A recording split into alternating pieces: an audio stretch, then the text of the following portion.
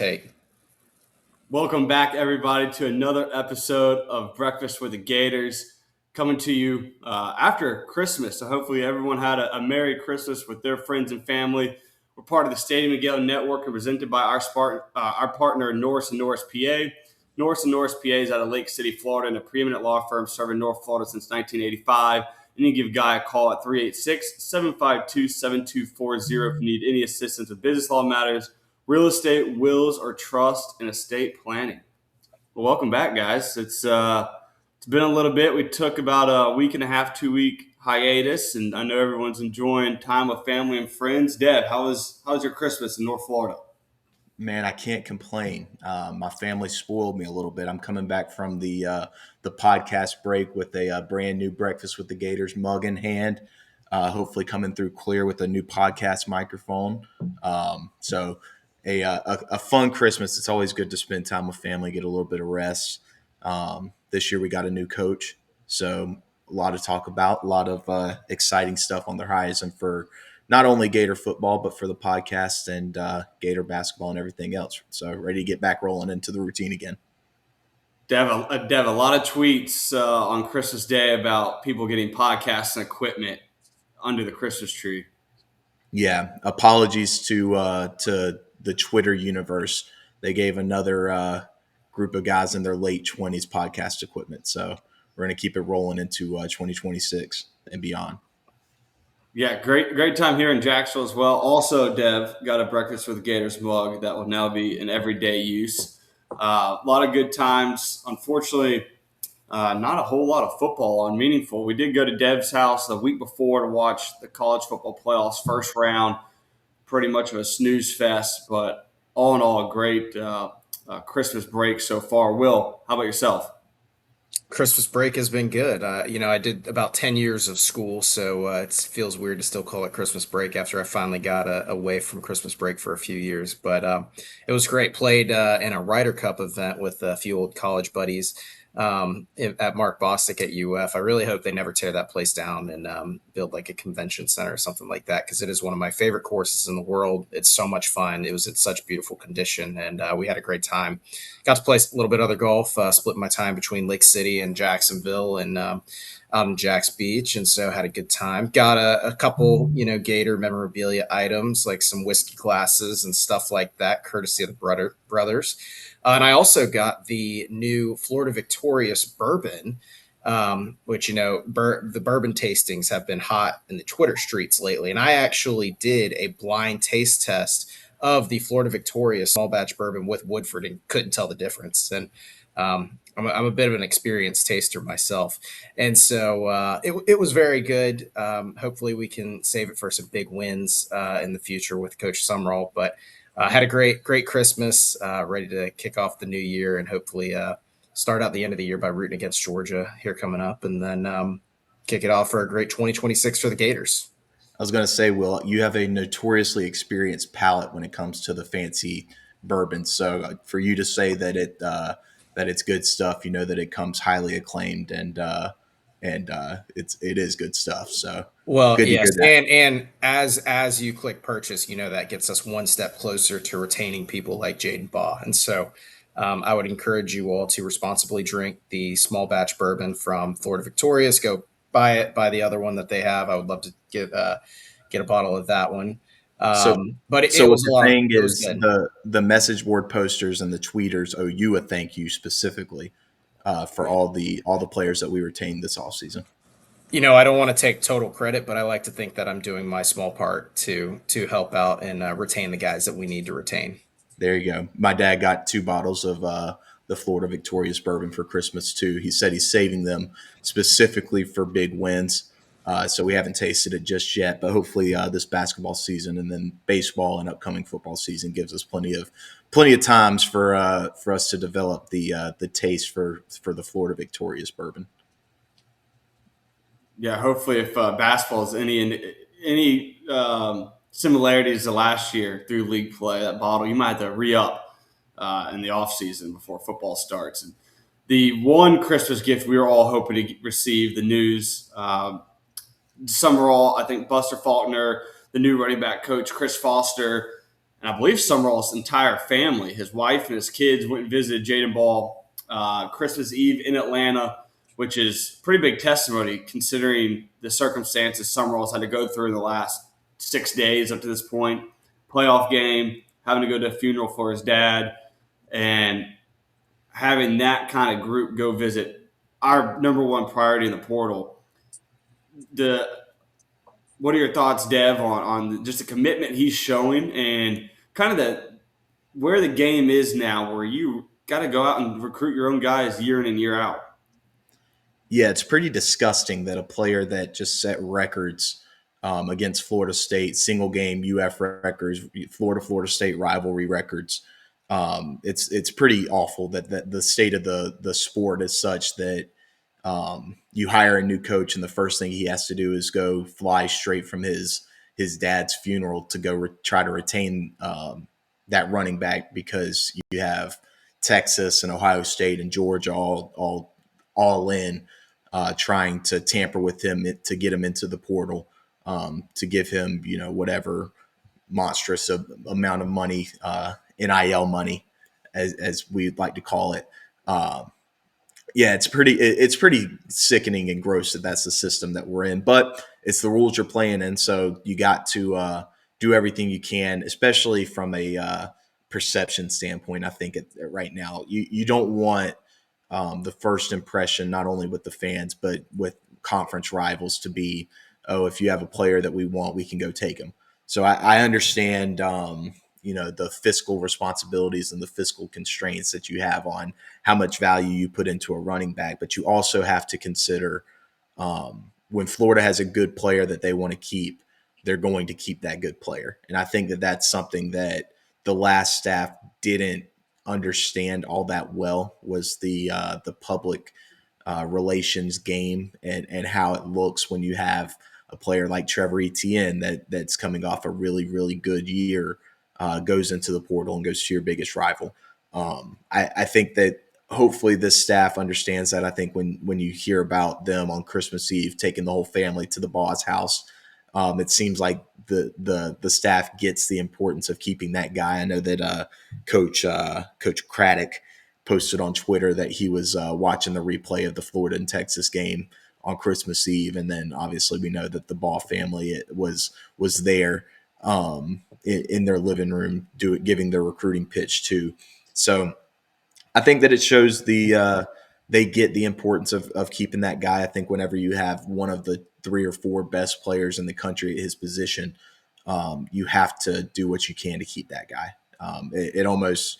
You almost have to throw out the book on how much money you want to spend on a certain position and just make the decision, we're keeping this guy no matter what it takes.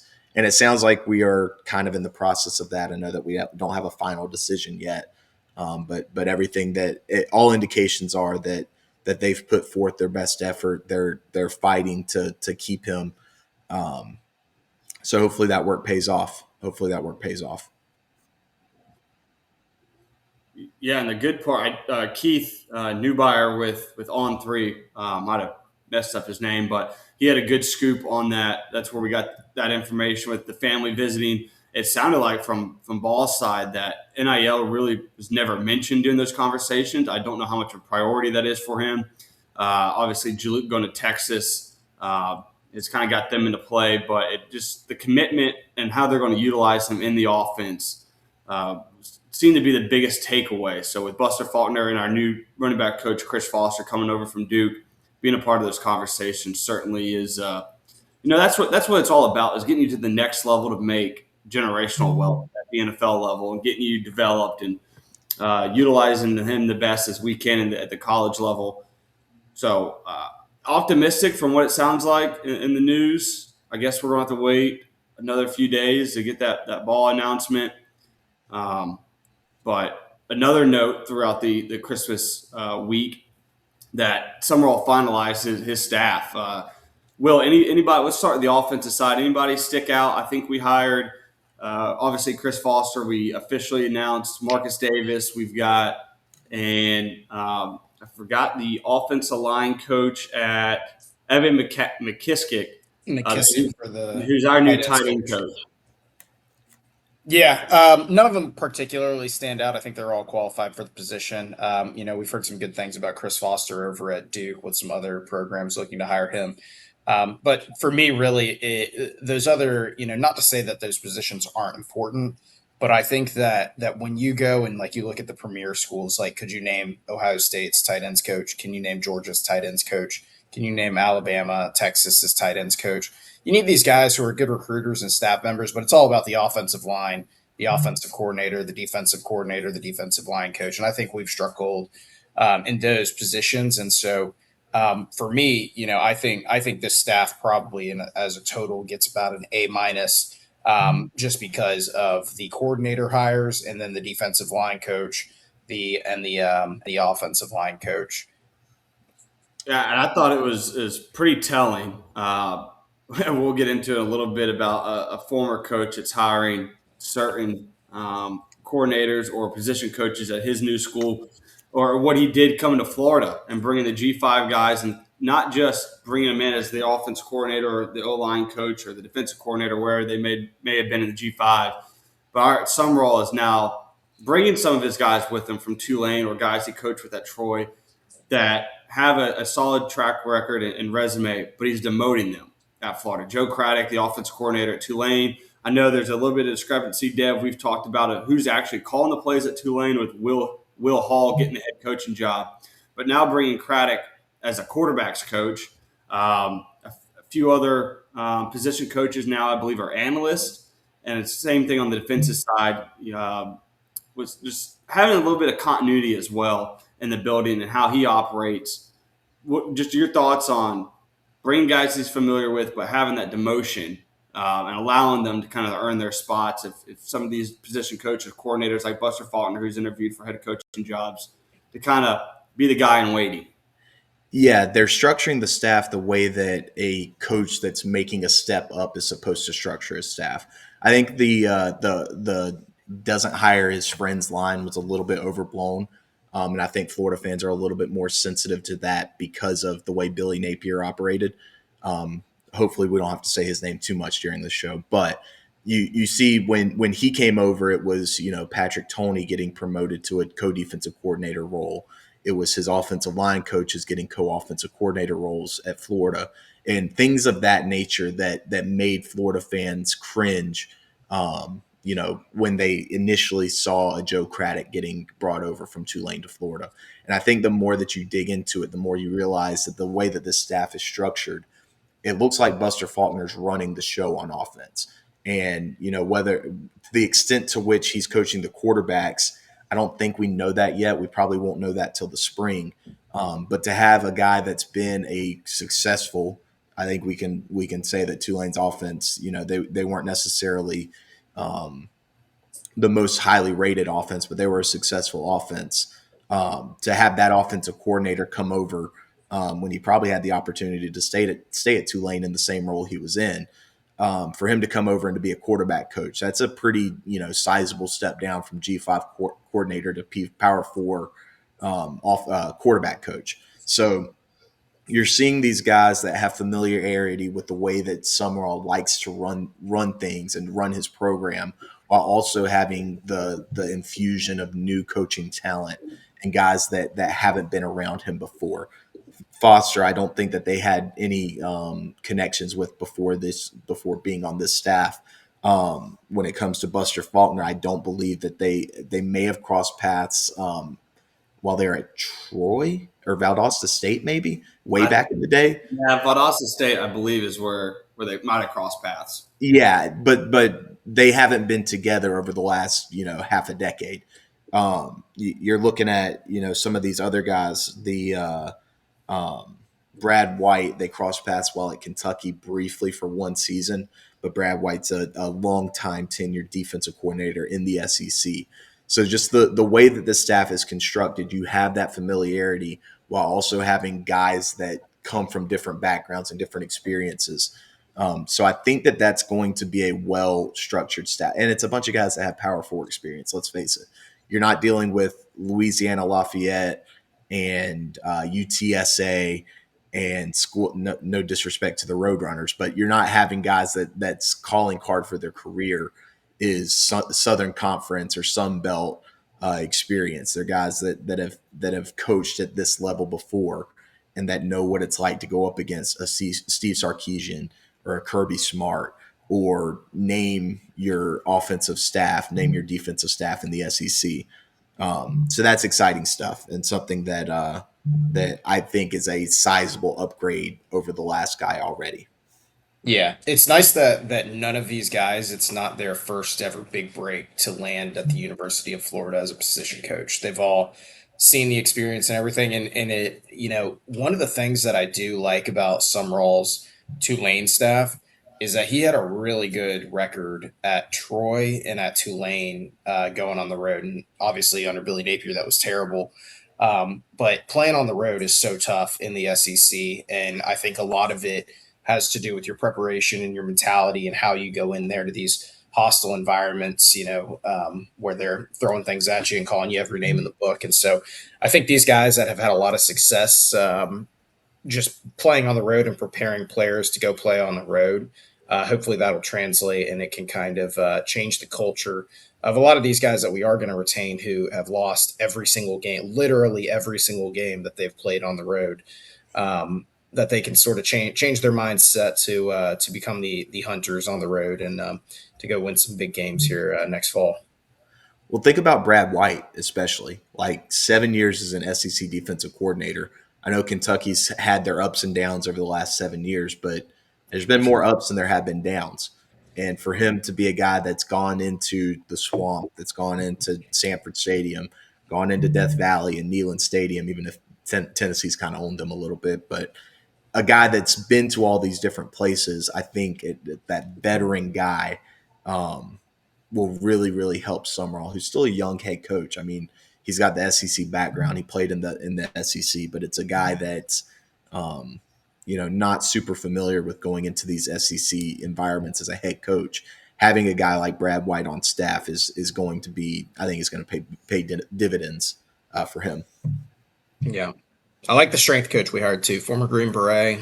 Seems like he has a great resume, pretty hardcore dude. And so hopefully we can finally, I don't know that, the strength coach actually translates to these laundry list CVS receipt type injury reports we've had, but hopefully those can get cleaned up moving forward too. It's hard to imagine it gets worse, right? Yeah, you can't fall off the floor. It can't possibly get worse. Knock on wood. If not, get your dust off your helmets and shoulder pads, and we're going to have to be out there if it gets any worse.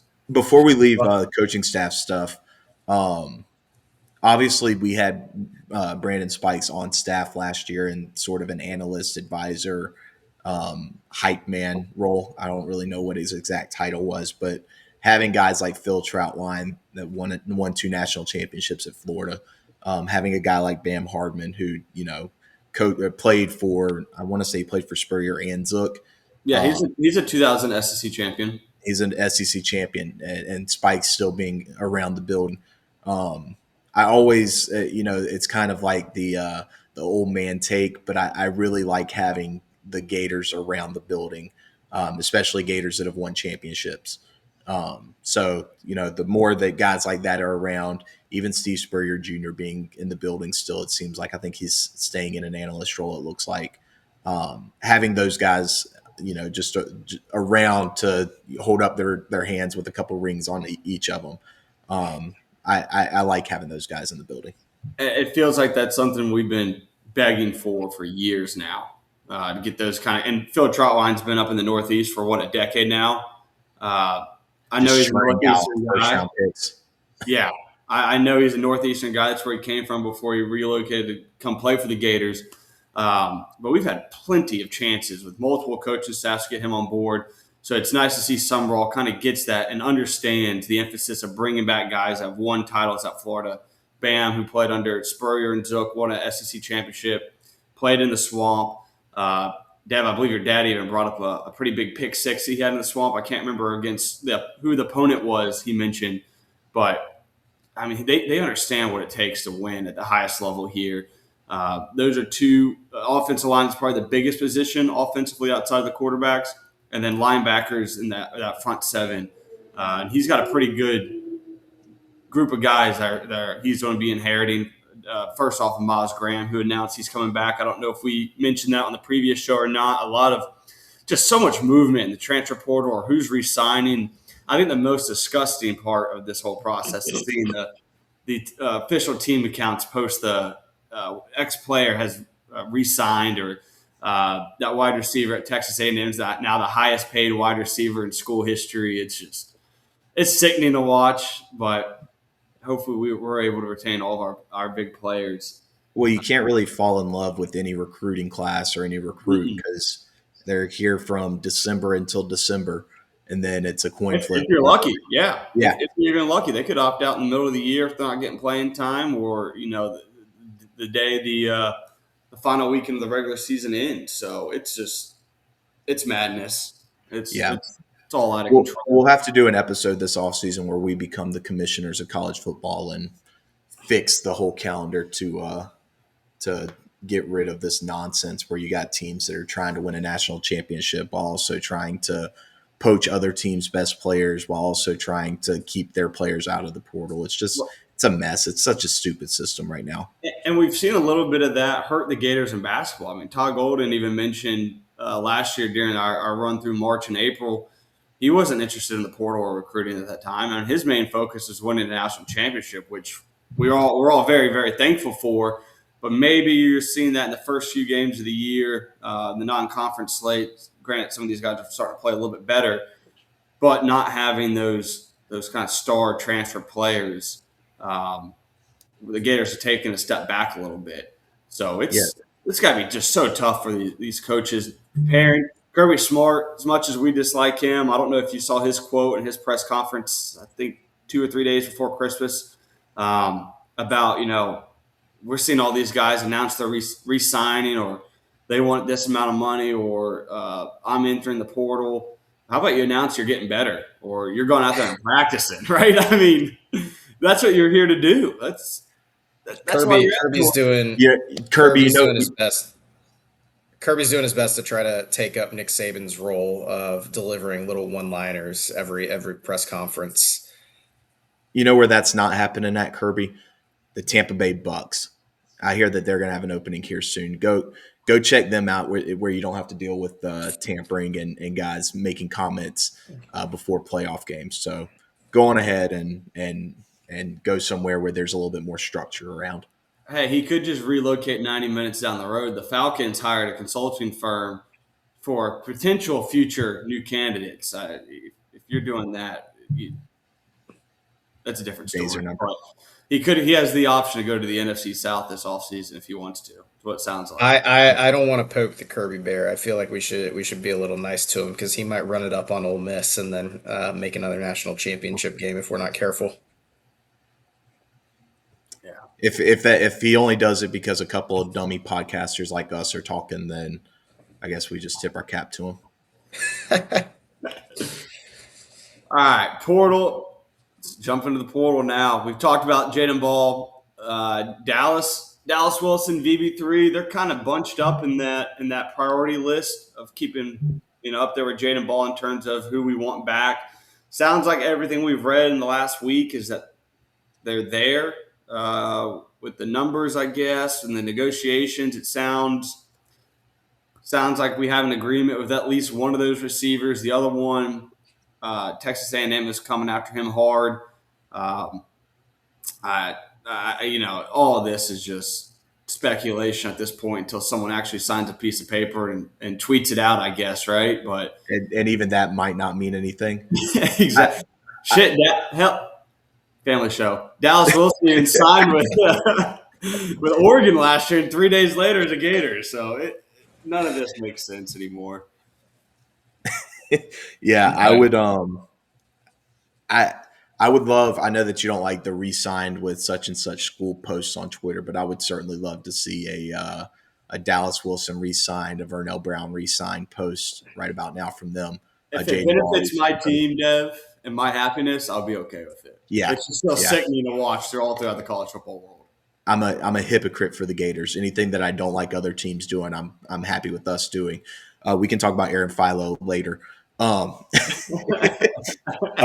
but yeah, it seems like you almost have to put a disclaimer on this kind of stuff. It's December 26th at 4:43 p.m.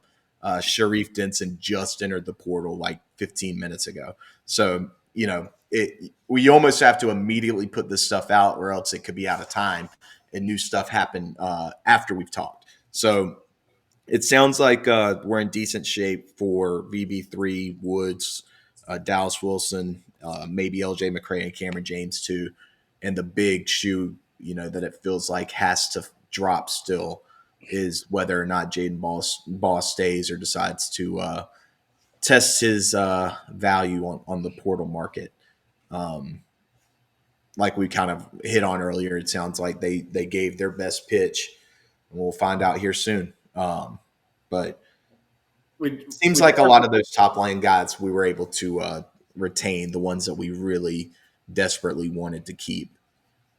Yeah, and a few Dijon Johnson, Joseph Mabachu, the Grayson High School native who just outside of Atlanta, in between Atlanta and Athens. I know Georgia's been coming after him hard, really the last 2 years.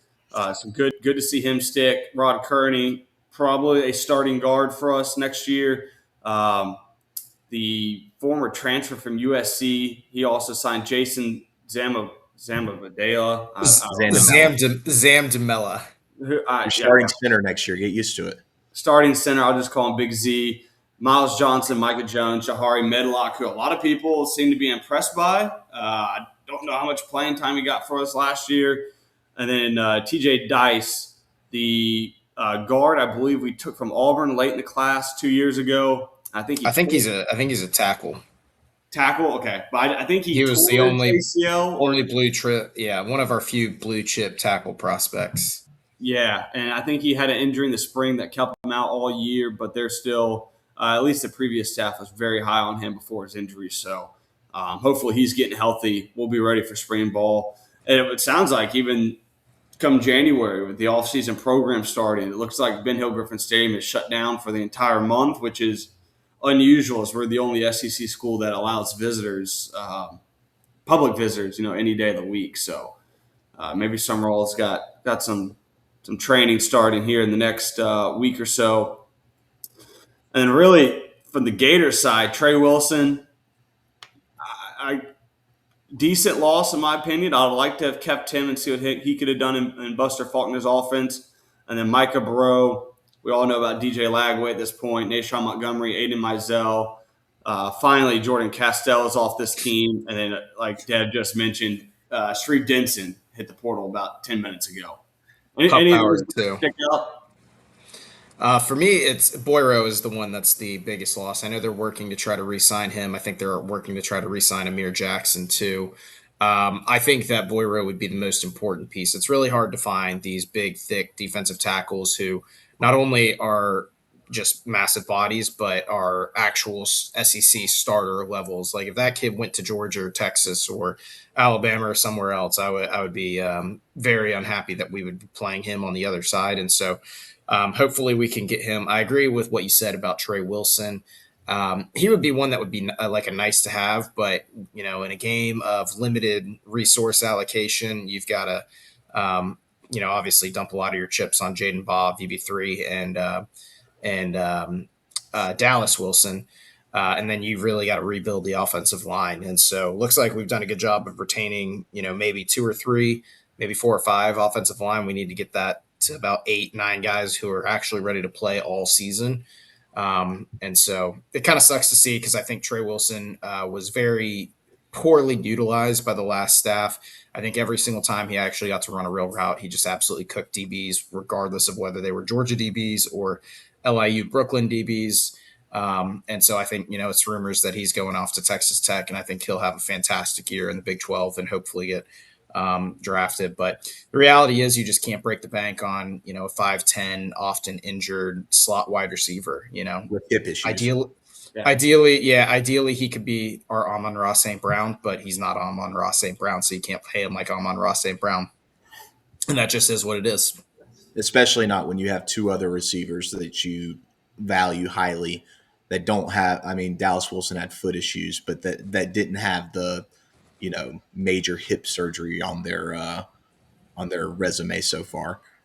Yeah. Obviously, he And had a more sustained record of success in the SEC, but even his numbers were, And uh, it's always concerning, Dev, when they're putting in a portal post and they got to say former 5 stars. This guy's entering his senior season, and yeah, not really his collegiate stats.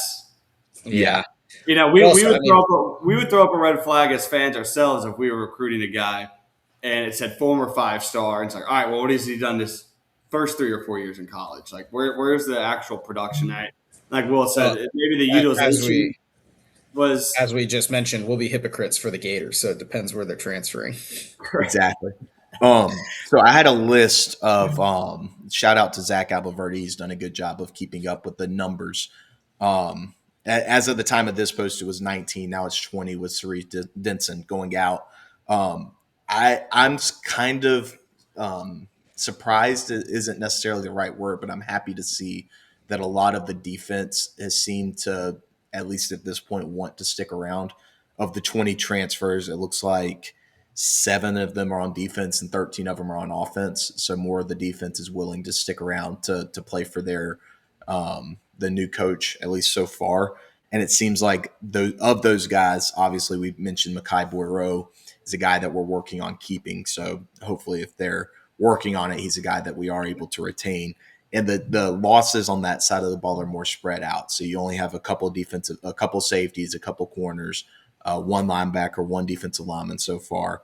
Where you've had mass exoduses of the entire room is the offensive side of the ball. It looks like you got 5 wide receivers that have hit the portal. You have 4 offensive linemen that have hit the portal.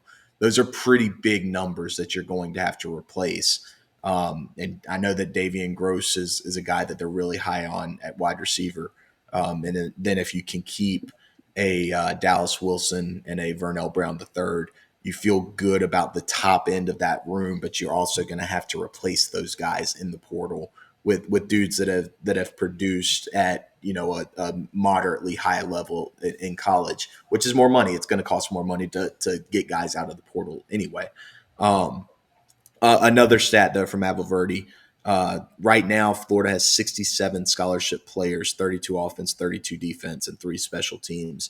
And of the 67 players on the roster right now, 34 of those guys are either incoming freshmen, true freshmen, or redshirt freshmen. So over half the roster is freshmen.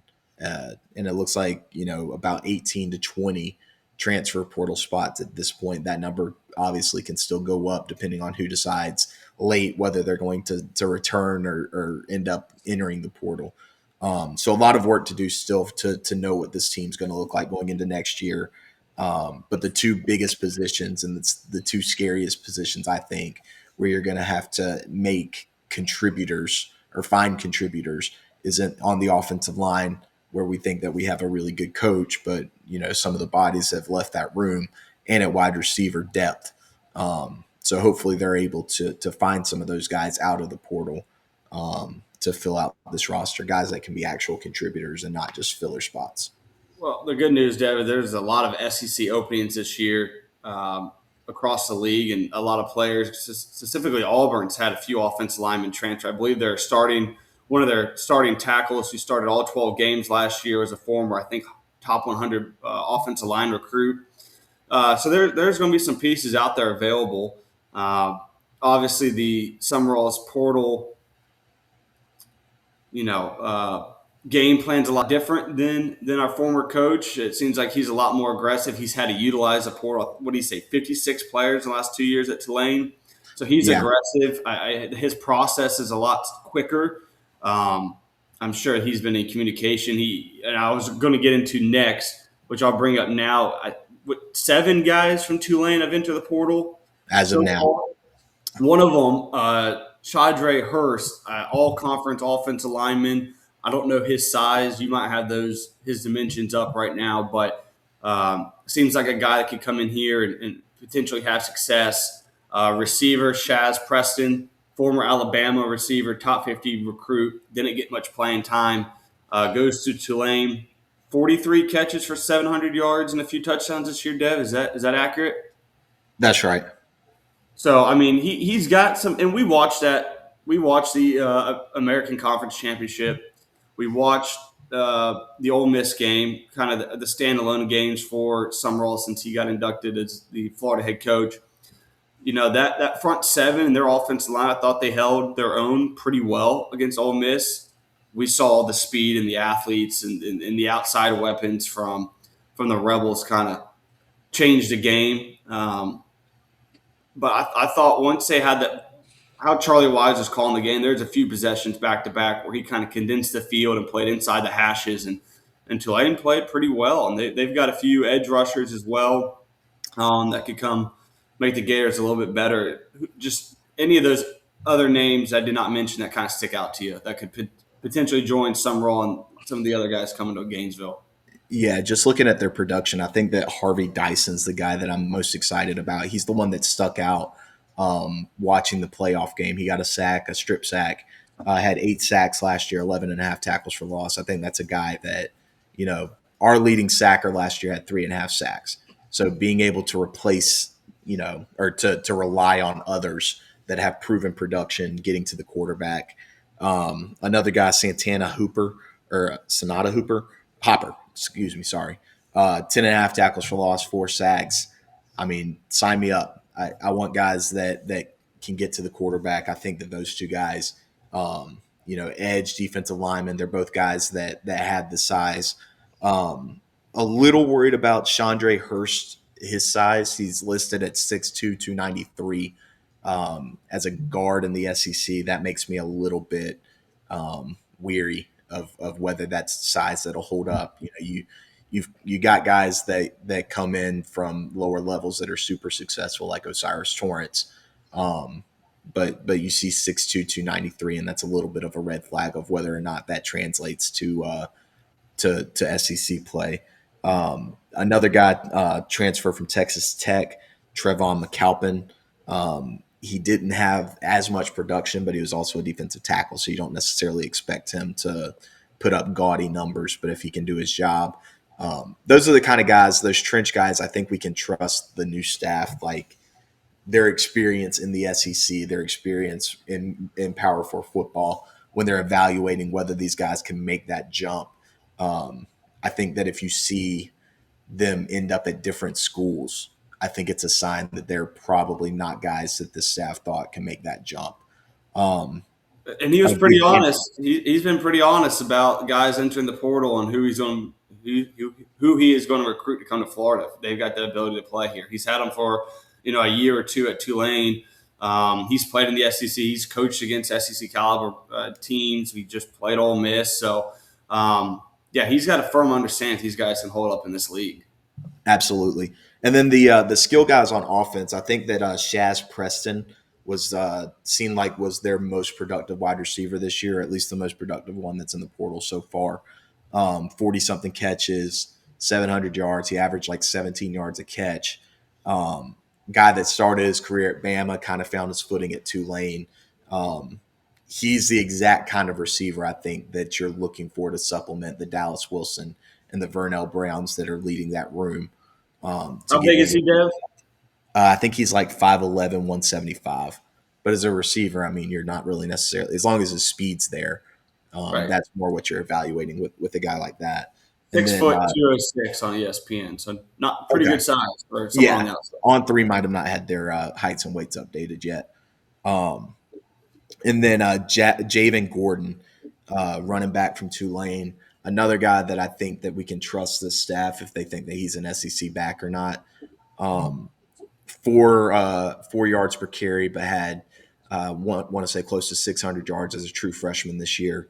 Not a guy that you necessarily want to come in to be a starting running back in the SEC, but a guy that's been more productive as a collegiate player, as a true freshman, than a Katie Daniels has been thus far in his career.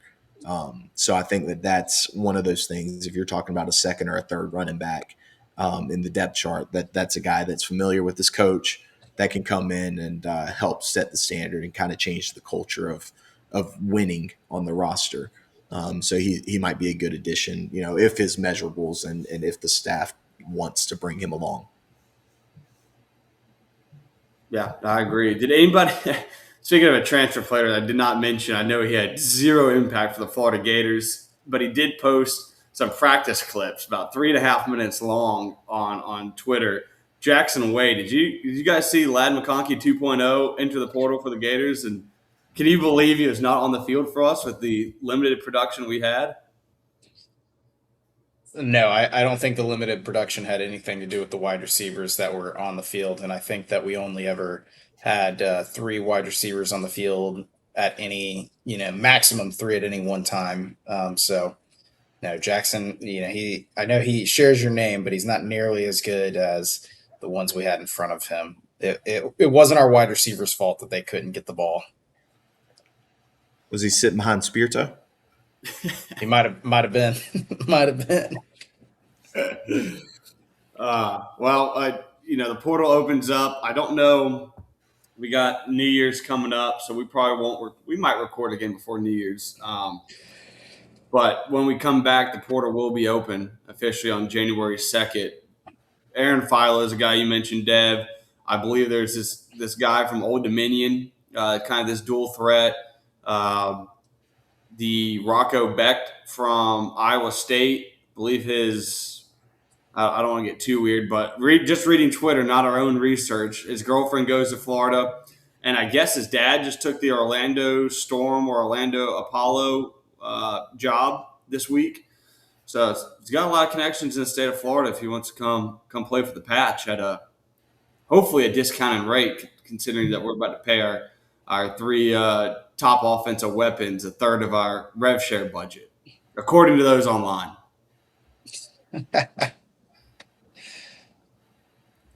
Anybody? I think Rocco Becht's got a lot of experience, but for me, once the smoke of the DJ Lagway, or I guess the dust settled of him entering the transfer portal, I kind of remembered that Buster Faulkner has been a wizard with whichever quarterback that has been out there. And so whether it's going to be Aaron Philo or Tramel Jones or a third guy, I'm kind of in a trust the process mode here with old Buster. I think he deserves the benefit of the doubt. You go and you can see when Haynes King, that guy, he missed a ton of wide open wide receivers, but underrated. He threw the ball behind several wide open wide receivers that I think his explosive stats would look a lot better if he had, led the wide receiver. And so what should be a touchdown was turned into, a 15 or 20-yard gain, and then the defense has another chance to reset and hold you down. So I think Buster Faulkner is going to do wonders regardless of who the quarterback is. I think that, putting some good pieces around him and getting that O-line right is going to be by far the most important thing. So I think the guy's name at Old Dominion is Caden Joseph or something, Caleb Joseph maybe. Something. Yeah. Bring him down. Bring Rocco Becht down. We're getting ready to spot the ball this fall, and I'm trusting Buster to run a pretty highly productive offense. Yeah, I'm kind of thinking the same thing about Buster Faulkner, just because we don't really have any other choice but to trust the process. I'll be the first to admit, and I think, Will, we were on the same page. When you have a guy that shows the talent the way that DJ Lagway did at times during his career at Florida, I think that it's a scary proposition, and it takes a little bit of guts to tell that guy, go find your opportunities elsewhere, to be okay if that guy wants to seek out his opportunities elsewhere. You see what the staff is willing to do, to the lengths they're willing to go to keep the guys they want to keep. So I think that it's a calculated risk that they're taking. I also think that Buster Faulkner knows Aaron Philo just about better than anybody else in the country is going to know Aaron Philo. And if he gets to Florida and his first order of business is to recruit Aaron Philo into the transfer portal, then I think that we should give them the benefit of the doubt that they think really, really highly of this kid and see something in this kid that isn't just he's good enough to be the backup quarterback to Haynes King at Georgia Tech, but that he's good enough for me to, in my 1 to 2 year window while I'm at Florida, for me to bring him with me to be my quarterback here when I'm putting on my, what's the word I'm thinking of? He's auditioning for a head coaching job. For a, not just a head coaching job at a Memphis or at a Tulane, but auditioning for coaching jobs at Kentucky level schools or Or I mean, heck, if he really blows it up, he could be on the Liam Cohen track where he goes offensive coordinator out of Kentucky to Bucks are going to be needing a new offensive coordinator here soon.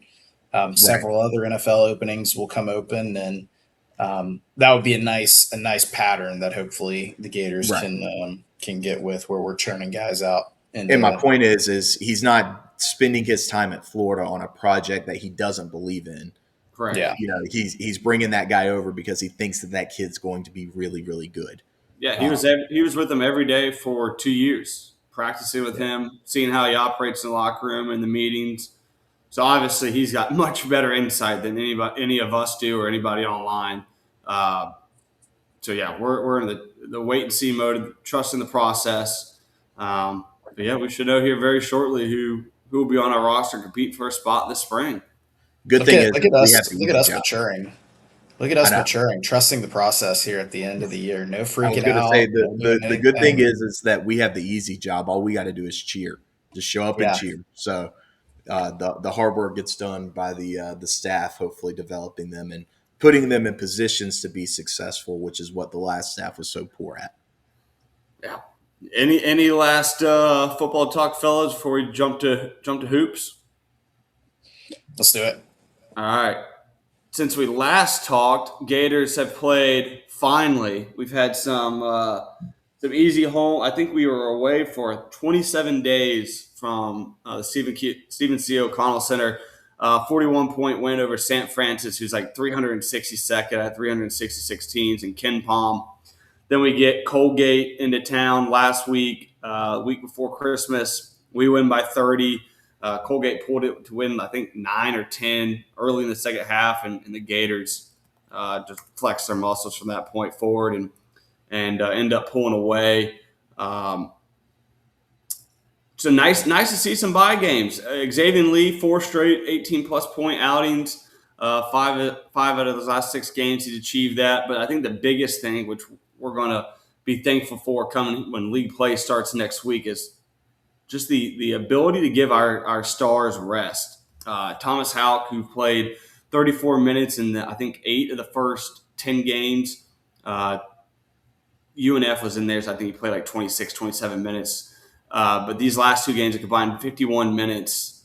Just talk about the ability, the new rotations we've had, and just the confidence builder we've had the last 2 weeks. And then Monday we end with Dartmouth to conclude the out-of-conference schedule. You want to hit first, Willie? Yeah, go ahead, please.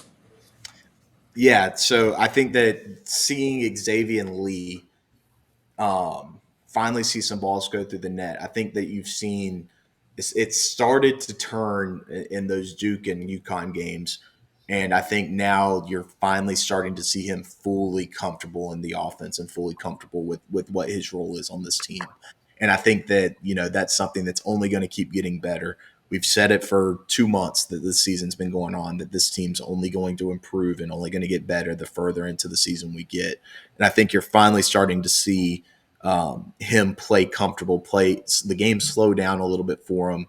I thought the best half of basketball that we've played this year, from my untrained eye, you're not going to get the Florida Basketball Hour, Eric Fawcett, Neil Blackman analysis from us. But the best half that I think that we've played this year was that second half against Colgate.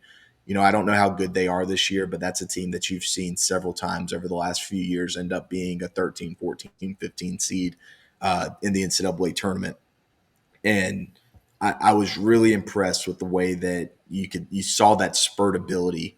You get stops on one end of the floor, and then all of a sudden we're making a bunch of shots. I want to say that our 3-point shooting percentage is up from the mid-20s up into the upper 20s now for the season.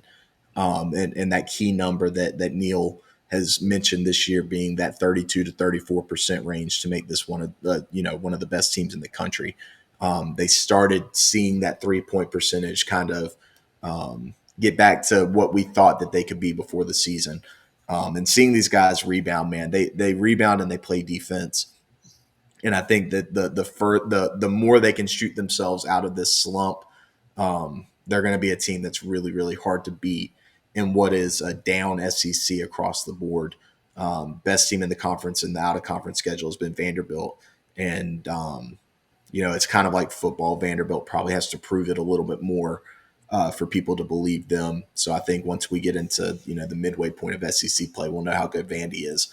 But yeah, I'm glad some of these guys have gotten more time off. You saw Ollie get a dunk late in the game, and you're looking at a team that's rounding into shape, and I think is ready to really perform well for conference play. Yeah, I think that although the SEC is down, I still think that it is rated one of the higher leagues on KenPom. I think maybe the Big 12 is the best league. I'd have to get the latest from Neil and Eric and their advanced analytics there. But just looking at it, it looks like the Big 12 is a little more top heavy. But once you kind of get into the middle of the pack, the SEC still has a lot of teams, and so college basketball as a whole is down. Totally from where it was last year. Like, for example, Michigan is the number one team with a 37.73 net rating, and Florida, despite winning the national championship, somehow was behind number one Duke, who finished at 39.29. And so as a whole, college basketball has come back a little this year, and so I still think that if the Gators continue to grow and work out some kinks against Dartmouth, and then open up with Missouri and Georgia, hopefully we can get 2 wins there and really take off the back half of the year in conference play. Yeah, and that league opener against Missouri, I know it's a late tip. I think 9 o'clock Eastern that Saturday night. 8:30. 8:30 Eastern. Boy, they stink. So we got to go on the road and go in there. Well, yes and no. They've struggled on the road and away from home, but it'll be a tough place to play. Missouri has a great basketball home court, and they're undefeated at home, albeit against much smaller mid majors. So definitely don't sleep on the Missouri Tigers, because I think that they have a lot of their pieces that they returned from last year. And I think they lost a couple guys. The lefty guy who dominated, who really put on a show in the O-Dome. But they still have that big guard Mark Mitchell, or big center Mark Mitchell, who took Condon and Chinyelu to school last year.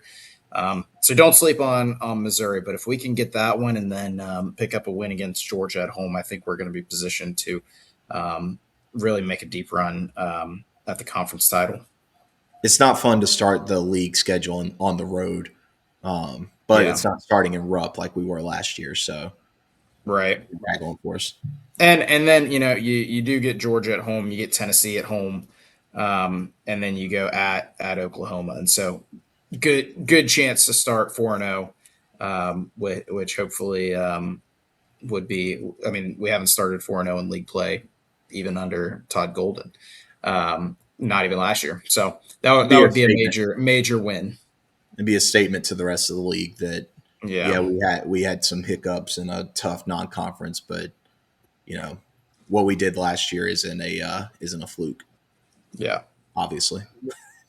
We also only get Vandy once on the road, and so not having the return game against them looks like the schedule is set up a little easier than maybe we had anticipated. Even looking in the preseason, not knowing that Vandy was going to be, a top 10 KenPom team like it's becoming. Yeah, and a lot of those. Oh, go ahead, Jax. Despite where the voters have us, where do they got us? 23rd in the AP right now in the coaches poll, somewhere in that ballpark. We were 22. 22. Yeah. Okay, so we moved up the spot. But KenPom still has us at 12, the second best SEC team.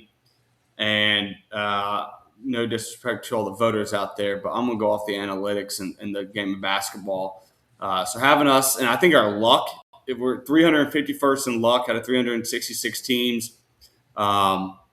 Our non-conference strength of schedule has taken a beating the last 2 games, but we still rank 27th, what I think is good for third amongst the top 16 teams. So it's been a brutal 13 games in non-conference. We've played some really good teams, and not like we've been out of any of those ball games at all. These 3 bye games, I think the one thing that I've wanted to see more than anything else was guys to shoot themselves out of slumps. I think the only guy that hasn't done that has been Boogie Fland. So hopefully on Monday against Dartmouth that's the guy that you kind of circle and game plan around getting him out of this slump. Because even I think Kondo hit a couple threes against Colgate. Yeah. Obviously Urban hasn't really slumped this year, but he's a guy that's our sharpshooter on the team, for lack of a better word. Xavier Lee's really busted out of that slump. I want to say that he's shooting like 37% from three over the last 5 games or so. So more in line with what you expected from him all year. So having these guys all kind of bust out of these slumps right before we start conference play, I think the last one that we need to circle is Boogie Fland, and hopefully getting him a little bit of confidence and looking more like late season Arkansas Boogie than what we've seen. And this is what we had. We had a feeling this this little 3-game stretch. This is what would occur. Our guys will get a little bit more comfortable, a little bit more confident before we get into January play. Ruben's still doing an outstanding job down low, despite who the competition may be. Micah responded really well against Colgate. I think he had nearly a double-double, maybe like 7 and 7 or 8 and 8. 3 blocks though, so he played strong defensively. What was that, Dev? Looked really aggressive, really responded to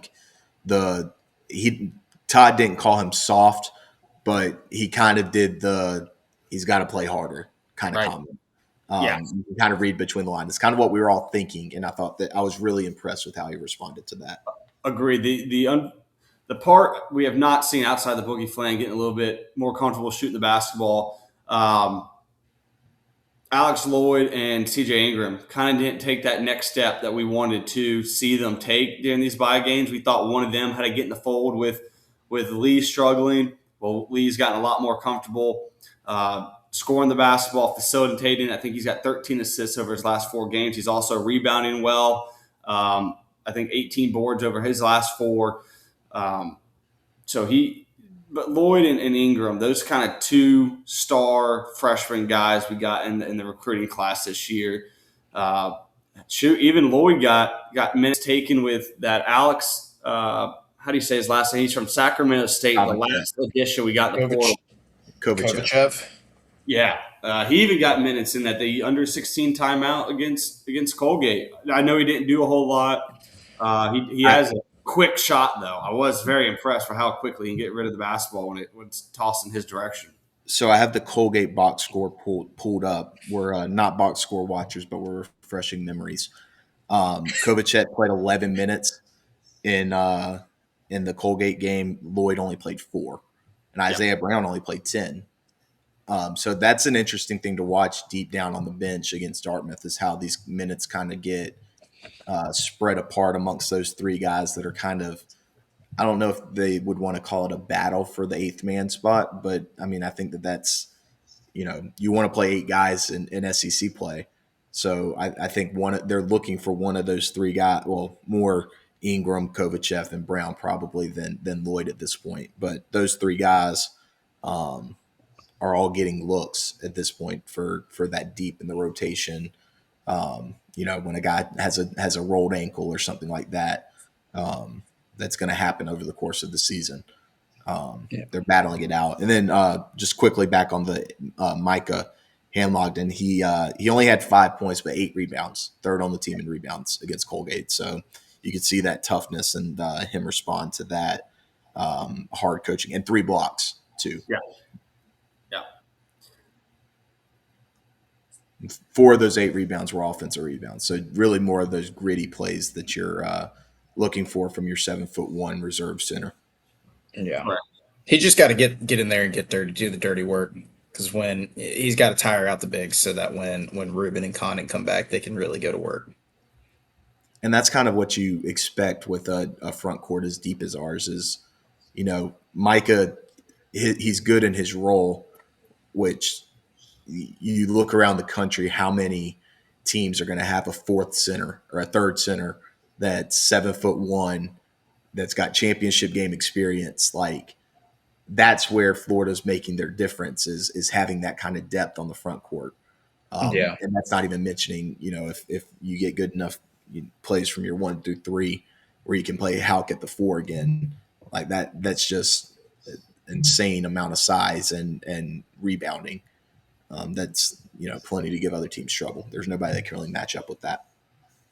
Yeah. Yeah.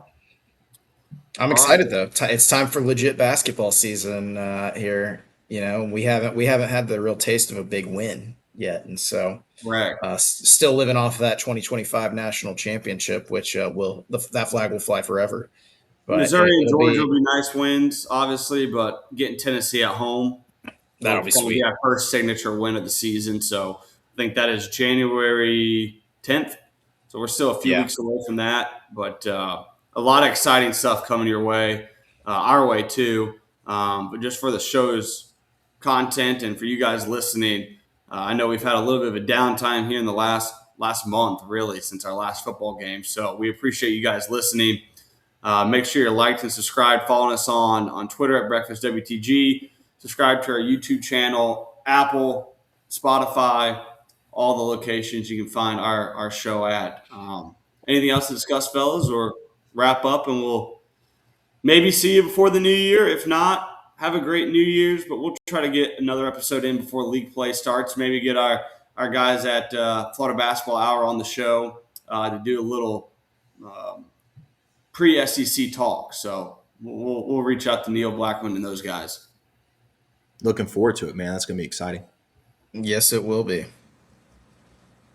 All right. Well, thank you, everybody. Again, we're part of the Stadium and Gale Network presented by our partner, Norris Norris, PA, out of Lake City, Florida. Norris Norris, PA is a preeminent law firm serving North Florida since 1985. And you give a guy a call at 386-752-7240.